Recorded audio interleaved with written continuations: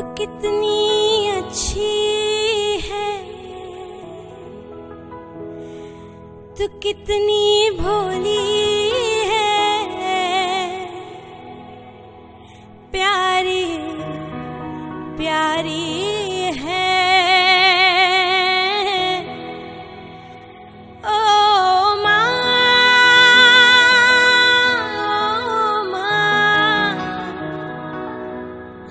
ओ माँ,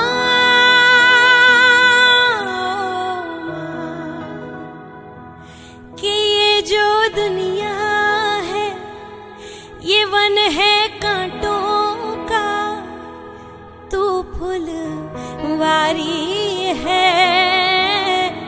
ओ माँ, ओ माँ, ओ माँ,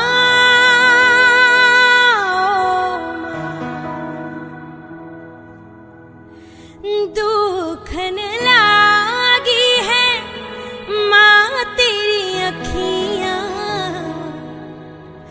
दुखन लागी है माँ तेरी अखियाँ, मेरे लिए जागी है तू, मेरे लिए जागी है तू, सारी सारी रतियाँ मेरी निंदिया पे, अपनी निंदिया भी तूने वारी है। ओ माँ,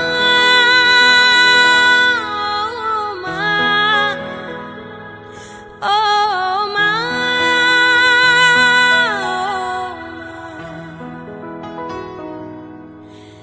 अपना नहीं तुझे सुख दुख कोई, अपना नहीं तुझे सुख दुख कोई, मैं मुस्काया तू मुस्काई, मैं मुस्काया तू मुस्काई, मैं रोया तू रोई, मेरे हंसने पे मेरे रोने पे तू बार मम्मी और पापा की बात इग्नोर करता हूँ। मनी इधर आने शिविर में आने के पहले 2 दिन पहले पापा ने मुझे एक चीज़ कही थी, उसको मैंने इग्नोर किया। पापा ने मुझे समझाया फिर भी मैं नहीं समझा, और बाद में मम्मी ने भी समझाया पर मैं नहीं समझा। बाद में मैं घर में ऐसे नहीं बैठ सकता, मुझे टीवी की बहुत आदत है। तो मैं टीवी देख रहा था ना, तो भी मम्मी ने बोला, मम्मी ने 3 बार बोला फिर भी मैंने कुछ नहीं बोला। तो मम्मी ने टीवी बंद कर दिया और मुझे बहुत गुस्सा आया, मैंने रूम लॉक कर दिया। उसके लिए मैं मिच्छा में मुझे एक बार टॉन्सिल्स हुआ था, तो मेरे मम्मी पापा रात को मेरे लिए गर्म पानी बनाते थे और मुझे देते थे। फिर भी कभी कभी मैं मेरे मम्मी पापा को गलत बोलते, इसीलिए मुझे मेरी मम्मी को बहुत बार उनका भी गुस्सा होती है और मैं भी उन पर गुस्सा होता हूँ, इसलिए भी उसकी इस बात की वजह से मैं मम्मी को अच्छा કે ટ્રાય બનશે ને એટલું હું સામે નહીં બોલું। घर से आते थे बोले तो 3 किलोमीटर उधर से उद्यान की जगह थी मेरी, और डेली आके मेरे पैर दबाते थे और मुझे पूछते थे कैसे है, और मैं मम्मी के बहुत सामने बोलता था, इसलिए मैं मिच्छा में बोले। मतलब 12 साल तक मेरे पापा नहीं थे, तो स्कूल में सब लोग चिढ़ाते, तेरे पापा नहीं थे, पापा नहीं, सब दोस्त बोलते। अभी मेरी मम्मी की 2nd मैरिज हुई है, तो भी मैं अपने पापा को पापा करके नहीं बुलाता, वो इसलिए मैं अभी से पापा करके बुलाऊँ। इच्छा में टुकड़ा હું એક નાનો મેસેજ પહોંચાડું છું કે આપણે ભલે ગર્ભવતી કે ગર્ભવતી બની છીએ, પણ આપણે એક મા બાપ માટે નાના છીએ અને નાના જ રહેવાના છીએ। આજ સુધી ભગવાન પણ જગમાં એમનાથી મોટા નહીં થઈ શક્યા, અને આજ સુધી હું મારી મમ્મી પપ્પાનો બહુ ચાહું અને અત્યારે નહીં બોલીશ। और मैं पापा के ऊपर जोर से चिल्लाता था, वो गलती मैं सुधारना चाहता हूँ। मैं अच्छा पुत्र नहीं हूँ। I am very sorry extremely.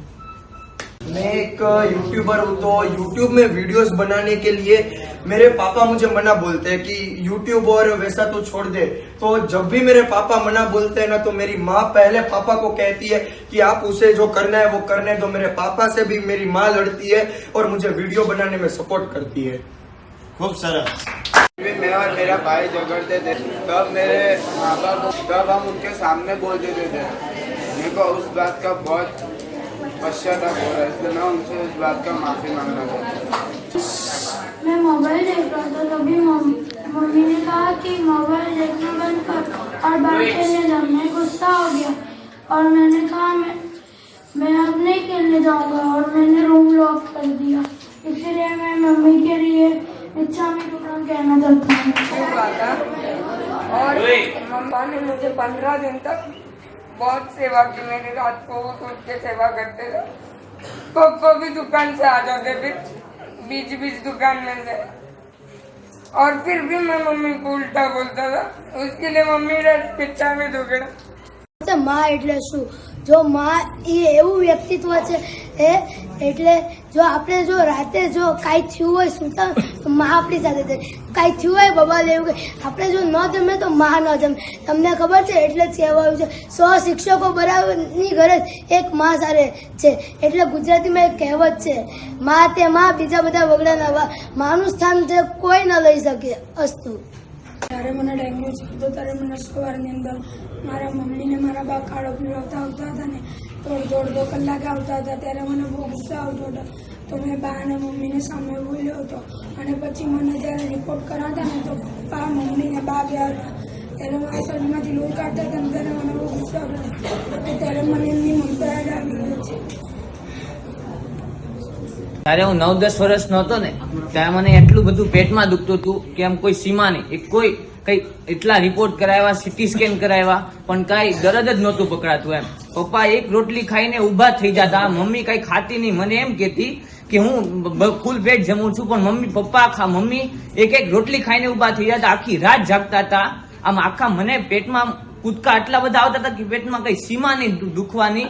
તોય પપ્પા ને મમ્મી એટલો સપોર્ટ આપતા ને હું જયારે મોટો થયો ને 10મા 11માની એક્ઝામ આપી ને, મમ્મીને એમ કહેતો તને કઈ ખબર જ નથી પડતી, તું હજી નાની છો. એમ મને એટલો અફસોસ થાય છે. હું આવું બોલો ઈચ્છા નહીં.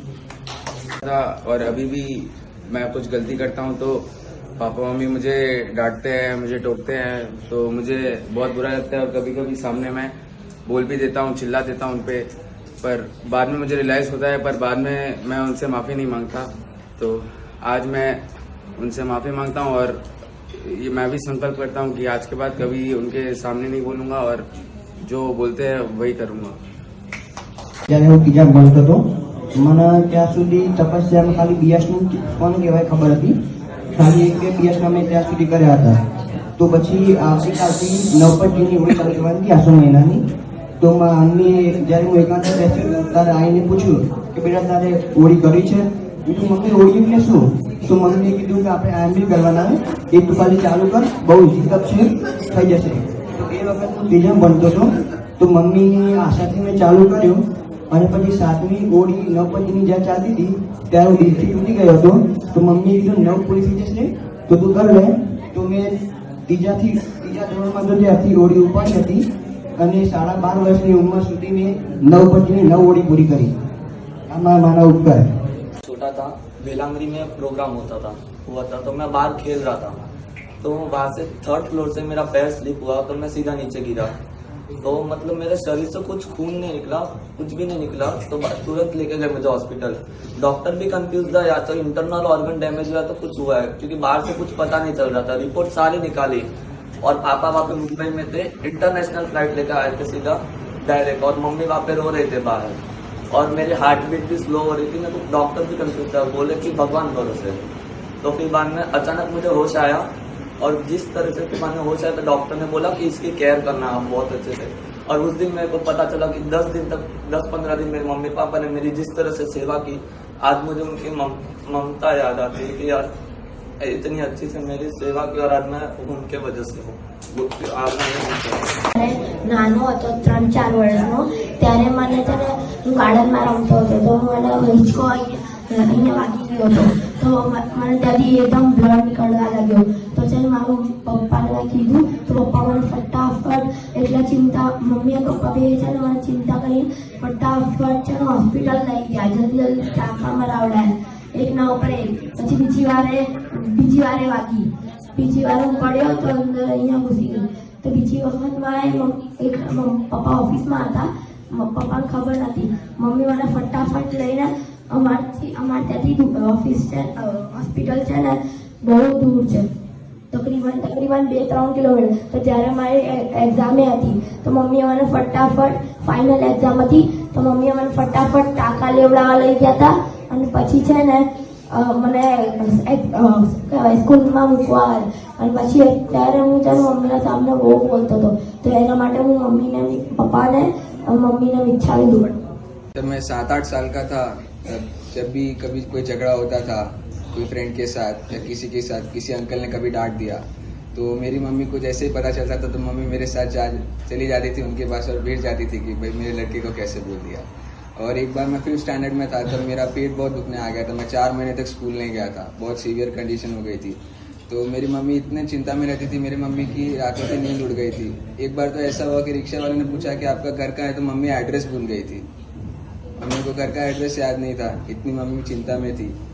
और यही सेम विद पापा की सारी पेंटें सब शर्ट वगैरह सब ढीले हो गए थे. और मेरे साथ साथ आप लोगों के सबका भी ऐसा ही होगा कि मम्मी के साथ थोड़े से रिलेशन ज़्यादा अच्छे होते हैं, पापा से बातचीत नहीं होती है. तो और अभी हम टीनेज में हैं तो पापा से थोड़ी कम बात होती है और बात होती भी है तो मम्मी जैसे रिलेशंस नहीं है. पर पापा और मम्मी का दोनों का समान योगदान है हमारी परवरिश में. तो बस यही है कि मम्मी पापा के सामने नहीं बोलना है. उनका जितना हो सके उनको बेस्ट ट्रीटमेंट और बेस्ट फैसिलिटीज़ प्रोवाइड करनी है. મિત્રો, આજે હું તમારી સમક્ષ ઊભો છું એનું કારણ માત્ર મારા માતા પિતા જ છે. મારા માતાને નોન લિમ્ફોમા હોજકિન્સ નામનું કેન્સર થયું હતું અને મારા પિતા એ માને ફૂલ સપોર્ટ કર્યો. મારા દરેક પરિવારજનોએ ફૂલ સપોર્ટ કર્યો. તેથી કરીને અમે લોકો પહેલા મારા માતા પિતા ગયા જામનગર એમની ટ્રીટમેન્ટ ન થઈ શકી. તેથી એ આવ્યા એ ટ્રેનમાં, રાતના ટ્રેનમાં એ લોકો મુસાફરી કરીને આવ્યા વડોદરા સાઈડ. એટલે તમે ગણી શકો છો કેટલા કલાકની જર્ની થઈ શકે છે. 8 કલાક અમદાવાદ સુધી થાય અને 3 કલાક થાય વડોદરા સુધી આવવામાં. તો આવી રીતે આટલી મુસાફરી કરીને એ હોસ્પિટલ ગયા.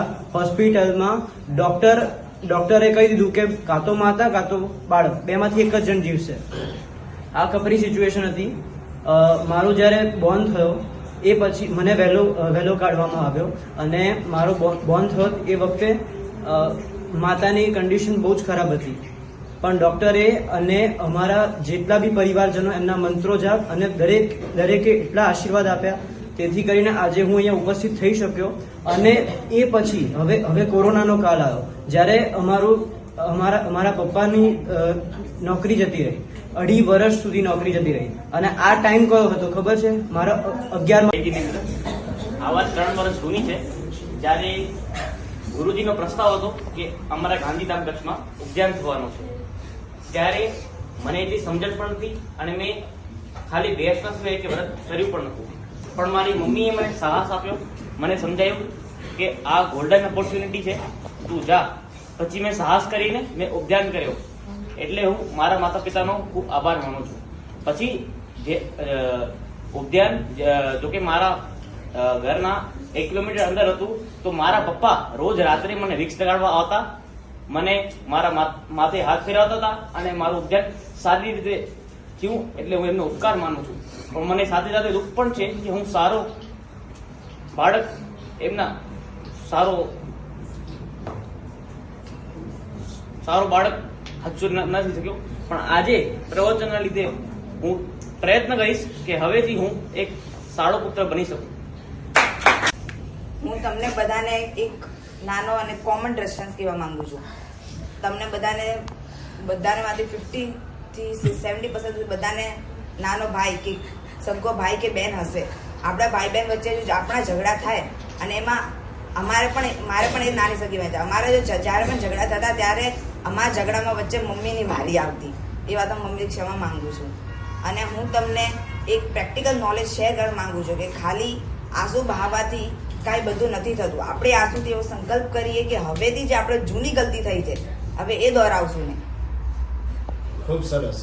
मेरे को डेंगू हुआ था तब रात भर मेरे को नींद नहीं आती थी क्योंकि मेरे को मतलब खुजली होती थी पैर में, तो मतलब मेरे को नींद नहीं आती तो मम्मी को भी नहीं आती थी क्योंकि मैं नहीं सोता था, तो मम्मी रात भर जाकर मेरे को मतलब हेल्प करती थी. એક્ઝામ હતી અને મારા રૂમમાં જવું હતું અને મમ્મી ના કિયા કરતી હતી કે નહીં જા તારી એક્ઝામ છે ભણી લે. તો પછી મેં મમ્મીને કહી દીધું કે મમ્મી મને મારી રીતના કરવા દે ને તું કેમ વચ્ચે પડે છે. ત્યાં મને એનો બહુ અફસોસ છે અને મેં પપ્પાને કીધું કે મને રિમોટ કાર જોઈએ છે, તો પણ મેં એની સામે કેટલું બોલ્યો, એની માટે માફ કરી દેજો. मैं जब छोटा था तब जब 3 साल का था तब हुआ ये था कि मेरे पापा ने मेरे को ये स्टोरी बताई कि मेरे को तब मेरी तबीयत खराब थी और वो पूरी 1 महीने तक खराब थी. मैं रात को सो ही नहीं पाता था, मेरे को रात को बुखार आता था, सर्दी इतनी होती थी. तब मेरे पापा मेरे को आधी रात को पौने 1 घंटे तक मेरे को राउंड लगाते थे. मेरे को एक ये अच्छा था कि मैं जब भी रात को देरासर के पास जाता था, हमारी सोसाइटी में एक देरासर है, तो वहाँ पे प्रदक्षिणा दिलाते थे, तो मैं अचानक ही चुप हो जाता था. तो मेरे पापा मुझे हर दिन रात को पौने 1 घंटे तक राउंड लगाते थे, मैं देरासर के चक्कर लगाते थे और खुद भी अपनी नींद बिगाड़ते थे. उसके बाद अभी 2-3 साल पहले की बात है, मैं खाना खाते खाते मोबाइल देख रहा था. तभी मम्मी ने मेरे को बोला कि रोटी चाहिए. मैंने 3 बार सुना ही नहीं, इग्नोर किया, तो मेरे मम्मी मेरे ऊपर गुस्सा हो गई, मोबाइल रख ऐसा करके. मेरे को बहुत गुस्सा आया. मोबाइल रखने की बात है, मैंने मेरा मोबाइल ले लिया और मेरे को बहुत गुस्सा आया. मैं खाना छोड़ के चला गया, तो मेरी मम्मी ने भी गुस्से में बोल दिया कि तेरे को नहीं खाना तो मत खा, चलेगा. तो मैं पूरे दिन उनसे बात करे बिना रहा. मेरी मम्मी અંદર ही અંદર રોતી. નાનો હતો ત્યારે મારા મમ્મી પપ્પા મને બહુ વટતા હતા. આ હમણાં ગયા વર્ષની જ વાત છે. હું એમની જેટલી પણ વધો હતો ને એને હું મારા જીવનમાં જોડે લઈને ચાલતો હતો. એના વજહથી મેં ગયા વર્ષમાં જ મારી મમ્મીને કહી દીધું કે મમ્મી હું મોટો થઈને મારા જોડે તને નહીં રાખું મારા ઘરમાં. મને બહુ અફસોસ થયો. મને એવું લાગ્યું કે ચાલો મેં આટલું ખોટું કીધું છે મારી મમ્મીને. મારી મમ્મીએ કદી ખોટું નહીં લગાડ્યું અને ચાલે આટલો નાનો मैं नानपणथी बधी वटવું છે દિલમાં ખોટું. અરે આજે આમને પણ એક પ્રાયશ્ચિત થઈ ગયું. ગયા વર્ષે મમ્મીને કહી દીધું મોટો થઈને ઘરે નહીં રાખીશ, પણ આ પાપનું પ્રાયશ્ચિત આજે એમને થઈ ગયું. 10મા ધોરણમાં સ્કૂલમાં જ્યારે હું ભણતો હતો ત્યારે મારી બહુ ફરિયાદ આવતી હતી અને મારું ભણવામાં પણ ગમે ત્યારે સાહેબ બોલ્યા તો ઘરે વારે આટો મારો આવે સ્કૂલમાં ફરિયાદ કરે છે, પણ અને કંઈક વાક હોય ને મારા પપ્પા વડેલામાં મમ્મી મને બચાવે છે, ના કંઈ એને કહેતા નહીં એમ કે ભલે એની ઘરે ભણવામાં હોશિયાર થઈ જશે. એમાં મમ્મી અને એની સામું પેલા બહુ બોલતો હતો એટલે મારાથી ભૂલ થઈ ગઈ તો મને માફ કરતો. જે શબ્દ બોલે એનો आज प्रायश्चित डे है, आपको स्वीकार करना इस सभा के बीच में आज तक आपने मम्मी पापा के साथ जो दुर्व्यवहार किया, सामने बोला वो किया, आज आपको प्रायश्चित करना है अपने पापों का, इन मम्मी पापा की आशाटनाओं का. चलो किसको बोलना है? ઘણા બાળકોએ મને પ્રશ્ન કર્યો કે તમને આ કેવી રીતે ખબર પડી કે કેમ આમ કરાય, આવા વિચારો ક્યાંથી આવ્યા? તો મેં કીધું મારા મા બાપના આશીર્વાદથી. જ્યારે હું 13 વર્ષનો હતો અને મારા ફાધર અટકી ગયો એટલે મને ગાદીએ બેસાડ્યો. પછી પહેલી વાર મેં એને 2 વર્ષે 3 વર્ષે લાખ રૂપિયાનું સર્વૈયું આપ્યું ત્યારે મને એટલા આશીર્વાદ આપ્યા કે તું અબજોપતિ થઈશ. અને પછી મેં નાના ભાઈઓને રંભીને મેં ગયા એટલે કીધું કે ભાઈ આપણે ક્યાંક 2 પાંદડે થઈએ તો નાનું એવું એક તીર્થ જેવું સાધુની વજાવસ્થા એવું કરવું છે. અને આ પડકાર મારા ભાઈઓએ જોઈ લીધો, અમે પણ એટલો પુરુષાર્થ કર્યો અને મા બાપના ભરપૂર આશીર્વાદથી અમે ક્યાં ને ક્યાંય પહોંચ્યા છો. તો એનો ઉપકાર કોઈ દિવસ नहीं. परमात्मा मूलनायक भगवान श्री बोले श्री मुनीश्वर स्वामी भगवान की जय. जय बोलो मुनीश्वर स्वामी भगवान की जय. श्री महावीर स्वामी भगवान की परम पूज्य प्रवचन पर्व प्रभावक श्री हीर रत्न विजय जी महाराज साहेब एवं श्री साहित्य रत्न महाराज साहेब को कोटि कोटि वंदन और हमारे बेटी महाराज भव्य रेखा महाराज साहब को कोटि कोटि वंदन एवं इधर विराजमान मणिलक्ष्मी तीर्थ के संस्थापक श्री भरत भाई को सादर प्रणाम, ट्रस्टीगण को सादर प्रणाम और मेरे प्यारे बच्चों को मेरा दोनों हाथ से आशीर्वाद। अभी आपके सामने मैं ज्यादा टाइम दूंगा क्योंकि टाइम ओवर हो चुका है, खाली 5 मिनट लूंगा, वो ज्यादा टाइम आपसे नहीं ले सकूंगा। कुछ भी मेरे भी मन में बोलने की इच्छा हो गई, आप सब लोग बोले तो मैं क्यों पीछे रहूं, इसके लिए मेरे भी बोलने की इच्छा हुई। आज हमारे घर में, आज हमारी फैमिली में कम से कम 50 लोग हैं। हमारे घर में से कोई दीक्षा हुई नहीं है, सिर्फ हमारी फैमिली में कोई दीक्षा नहीं, हमारे घर में ही 3 रत्न शासन को अर्पण कर दिए है। उसके लिए मैं बहुत जैन शासन का बहुत उपकार है। और आज हमारे साविका, इनकी संसारिक मम्मी पवन बहन इस दुनिया में नहीं है, वो देवलोक गमन हो गए 2 साल पहले कोरोना में। तो मेरा ऐसा है कि भाई आज मैं मम्मी का भी रोल अदा कर रहा हूँ और पापा का भी।